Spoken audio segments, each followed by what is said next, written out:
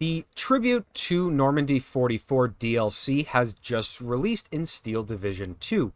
Along with it came a massive patch, one that probably ranks among the largest the game has ever received. This has resulted in a almost entire shakeup among the meta and how divisions can be played. Notably, it seems like vehicles and armor-based decks are far more capable than they were in the past due to infantry receiving a fallback nerf.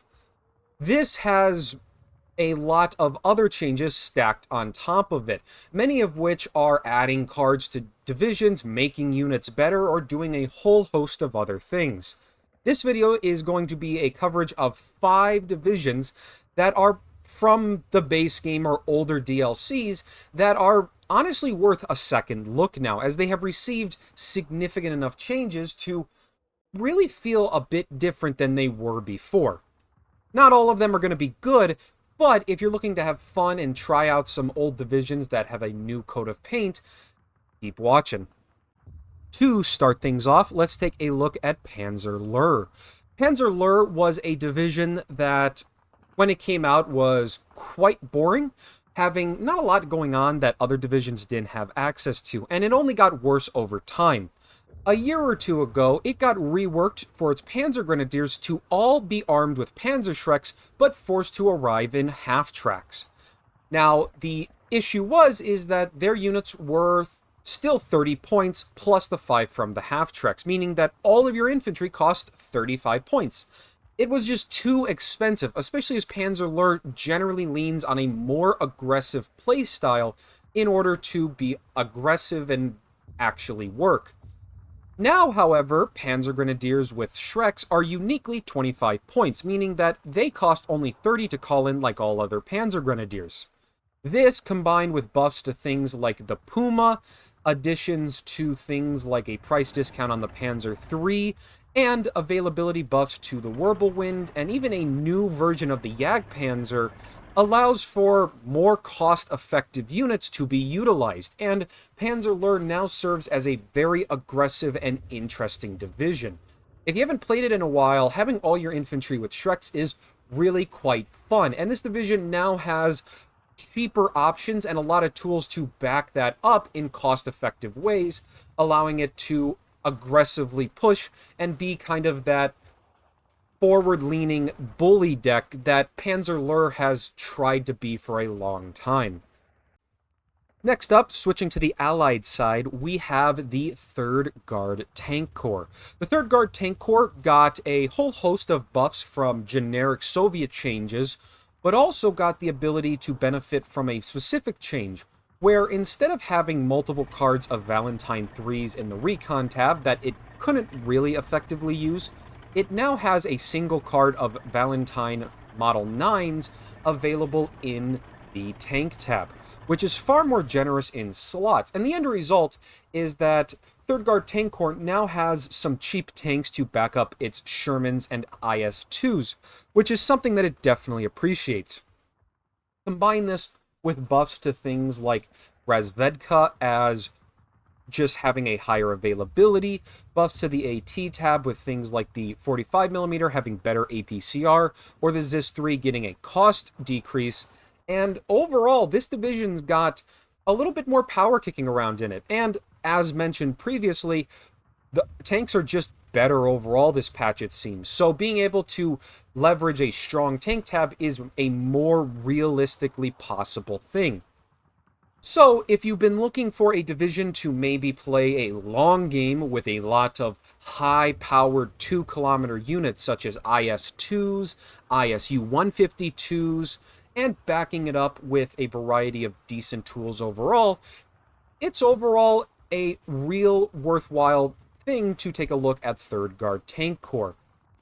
The only thing is still its infantry is a bit light, but you know, you can't have everything, and the tank tab can definitely be a bit more supportive of these longer games. Now we're jumping back over to the Axis side to take a look at the 1st Fallschrimjager. Now, before we get into why this is worth a second look, it is worth noting that there were a handful of nerfs directly landing on the Fallschirmjäger divisions. Notably, the Fallschrimjager ZF are taking a nerf from the general nerf to snipers. This also includes their 2-man or 3-man recon teams that have a sniper. You also have a large reduction in the amount of FG-42s. Essentially, the Fallschirm Pioneers lost it, and so did the Fallschirm Führers. But beyond that, First Fallschirmjäger is unique in that several cards of additional tools have been added to it. Some notable things are a card of Stu 42s available in A, the new Jagdpanzer 4A0, which again is just thinner armored Jagdpanzers, alongside some general changes to things like Fallschirm Strum Pioneers that now are actually just legit Strum Pioneers, which is much better than having a couple G43s, which sucked a lot. And overall, First Fallschirmjäger still plays similar to how it did before, but its roster is far more well-rounded. It has more tools that fit different niches, and if you're looking to play with the Fallschirmjägers again, even after their rework, this is, I think, a very interesting one to give another spin, as it just in general has a more well-rounded nature, as long as you're willing to lean on that more aggressive side to compensate for some limitations in it. The first Polish division on the Allied side was a division that was already quite strong, but in the patch it got a couple notable changes that has further increased its capabilities.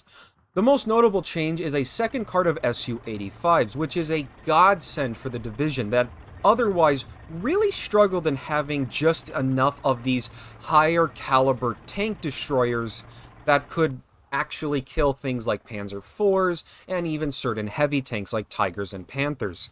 That was probably the main weakness of this division, and that has been somewhat alleviated with the double cards.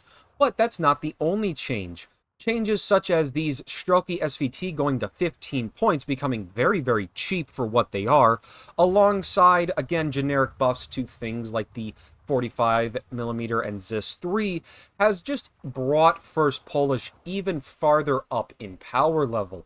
All the strengths it previously had are still there. It has cost-effective T-34s. It has a large and efficient infantry tab. It's got good air, artillery, and anti-air support. There really isn't much to say that is bad now, and honestly, this might be one of the most well-rounded Soviet divisions that you can find in the game.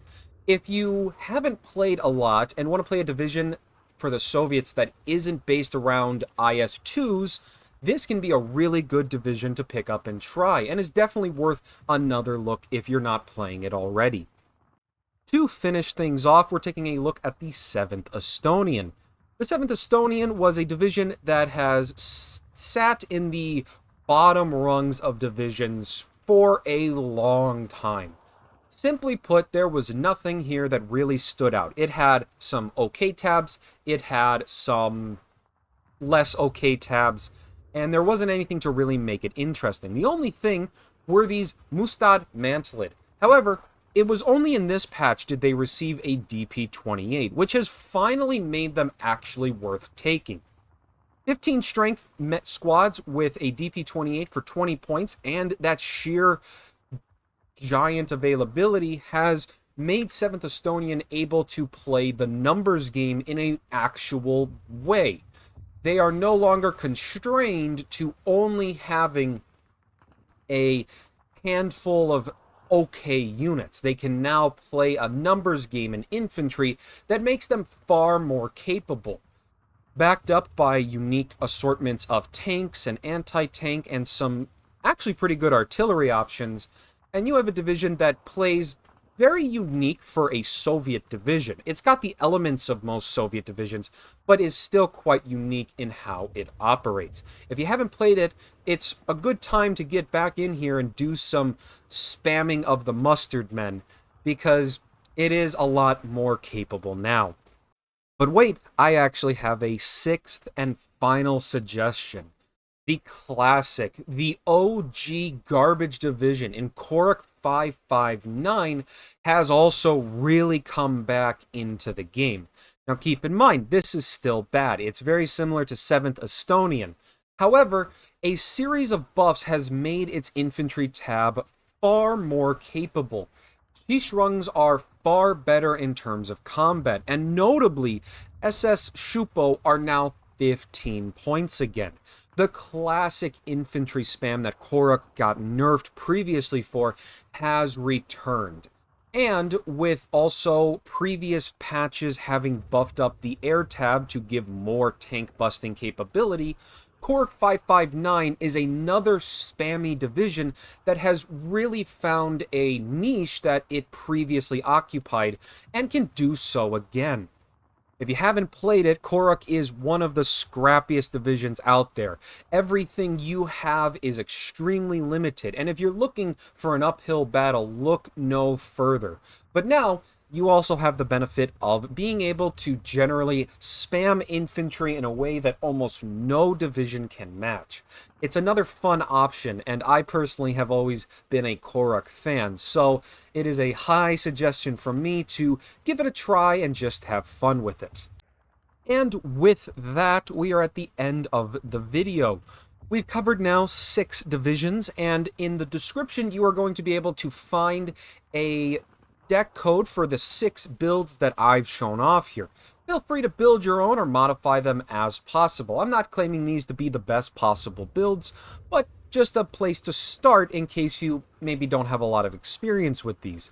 Overall, I've had a lot of fun with the patch, and I'm definitely working on some other videos, such as deck techs of the new divisions, and more discussion about these old buffed up divisions.